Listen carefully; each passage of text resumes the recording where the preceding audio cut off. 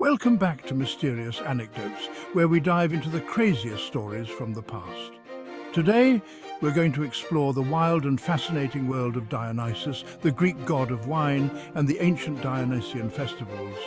Grab your goblets and join us on this exciting journey full of wild parties, dramatic myths, and some pretty strange rituals. The Greeks sure knew how to throw a party, and the festivals of Dionysus were some of the biggest and most exciting events of the year. Three of the main ones were the rural Dionysia, the city Dionysia, and the Anthesteria. The ancient Greeks loved to celebrate their gods with many festivals and rituals. These festivals weren't just about worship. The Dionysian festivals brought people together, fostering a sense of unity and shared cultural identity. They were a time for the city to come alive with music, drama, and joyous celebration. These festivals reflected the important values and beliefs of ancient Greek society. Get ready to uncover some incredible mysteries, but first, show your support by giving this video a thumbs up and subscribing to Mysterious Anecdotes. Before we dive into the festivals, let's meet the central figure Dionysus. So, who exactly was Dionysus? Well, he's one of the most intriguing gods in Greek mythology.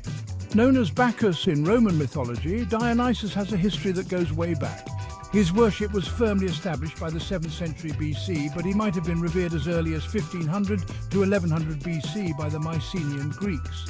Some even say traces of his cult were found in ancient Minoan Crete. Pretty cool, right? Now let's learn about his amazing story. Dionysus was the son of Zeus, the king of the gods, and Semele, a mortal woman. Now that's already a pretty unique start, but Dionysus's life just gets more interesting from there.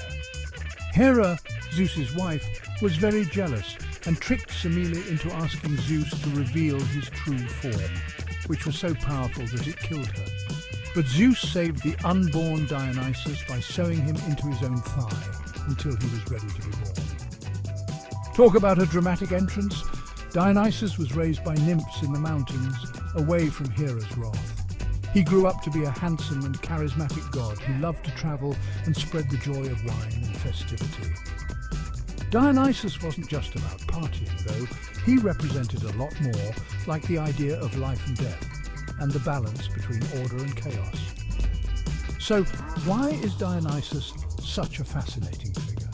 He represents the balance between order and chaos, the joy of life, and the transformative power of art and nature.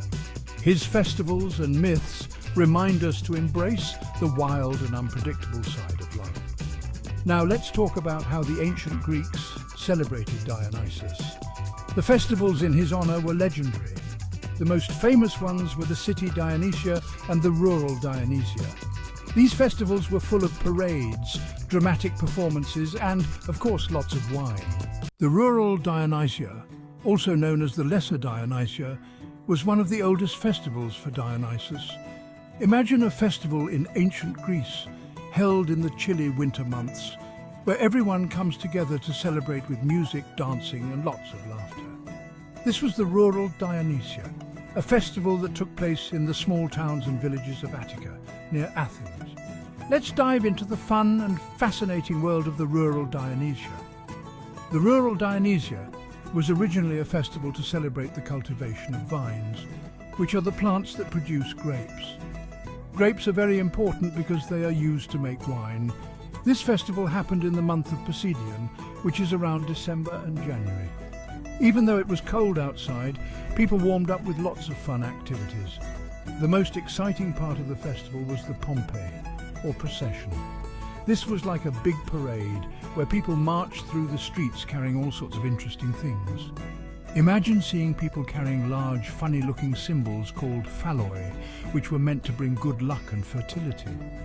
There were also young girls carrying baskets, people carrying long loaves of bread, others with jars of water, and of course many with jars of wine.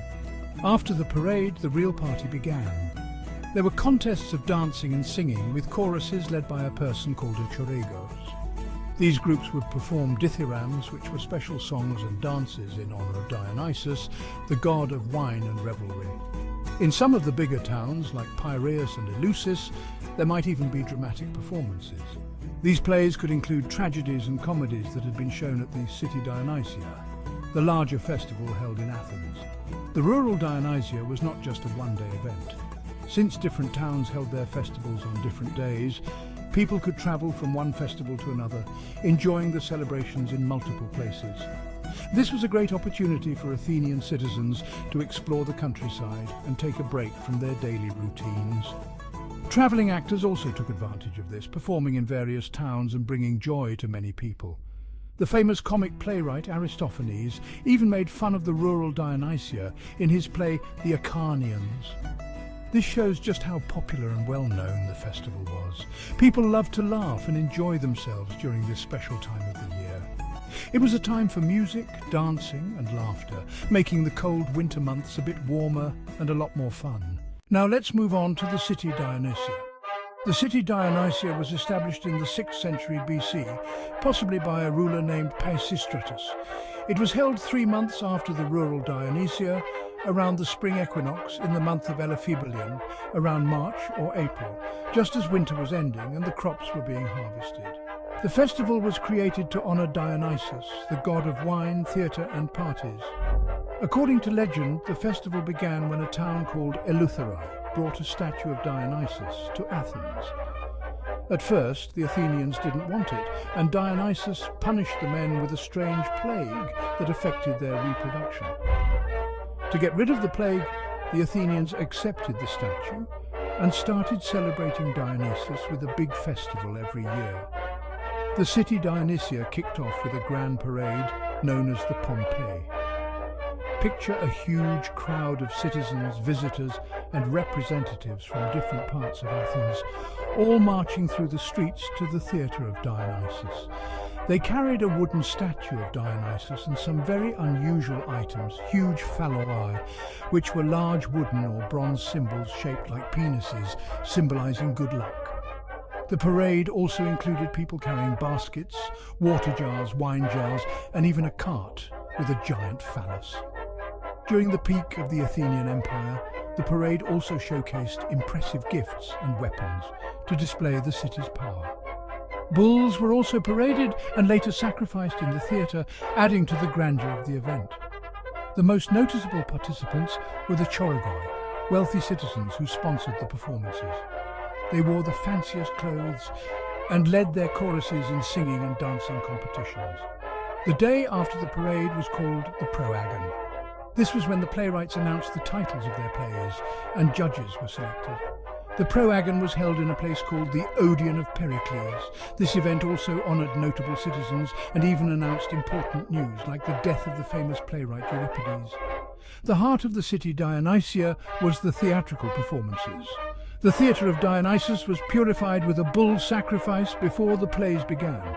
The first recorded performance of a tragedy at the festival was by a playwright named Thespis in 534 BC. Fun fact, this is where we get the word thespian, meaning actor. For 5 days, the festival featured a mix of tragic and comedic plays. Famous playwrights like Aeschylus, Sophocles and Euripides presented their works here. Each playwright showcased 3 tragedies and 1 satyr play, a funny and sometimes naughty performance meant to lighten the mood. 2 days of the festival were set aside for dithyrambic contests where choruses sang and danced in honour of Dionysus. Eventually, comic poets were allowed to compete too, making the festival even more entertaining. Winning a prize for comedy was a big honour, even though comedies were considered less serious than tragedies. The festival concluded with another grand procession and celebration. The judges picked out the best plays, and the winning playwrights got a cool wreath of ivy as their prize. This was a huge honour and brought great pride to the winners and their supporters. The City Dionysia was not just about fun and entertainment, it was a vital part of Athenian culture. It brought the community together, showcased artistic talents, and honoured the gods. So next time you think of ancient Greece, imagine the bustling streets of Athens during the City Dionysia, filled with music, laughter and the magic of theatre. But the Dionysian celebrations didn't stop at the City Dionysia. Another major festival was the Anthesteria. It was held in late February or early March. This festival marked the beginning of spring and the opening of the new wine. This three-day festival included the opening of wine jars, lots of drinking, and some pretty spooky stuff. It was believed that the dead arose from the underworld during the festival, and people took measures to protect themselves from evil spirits.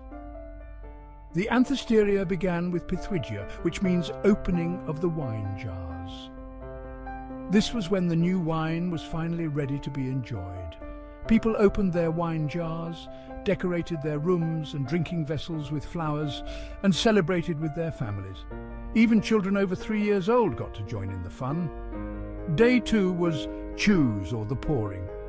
This day was all about drinking and partying, but it had a serious side too. People dressed up, sometimes as followers of Dionysus, and visited friends for drinking contests. There was also a secret and solemn ceremony at the sanctuary of Dionysus involving the symbolic marriage of the Basilina, the wife of the Basilius, to the god Dionysus.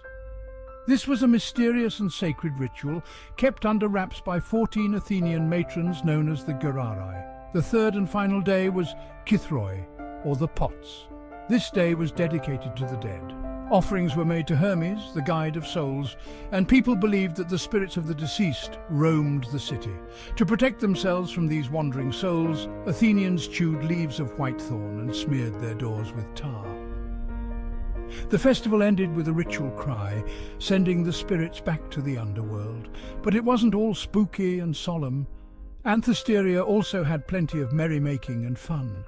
Even servants and slaves were allowed to join in the festivities, making it a time of unity and celebration for everyone. Anthesteria was more than just a festival. It was a time when the boundaries between the living and the dead, the sacred and the profane, were blurred.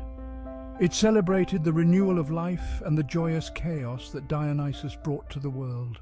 The Dionysia festivals were more than just parties. They were a celebration of community, art, and the human spirit. They allowed people to connect with the divine, explore deep emotions, and enjoy the lighter side of life. If you enjoyed learning about the Dionysia, give this video a thumbs up and subscribe to Mysterious Anecdotes for more fascinating stories from history. Don't miss out on our next adventure into the past.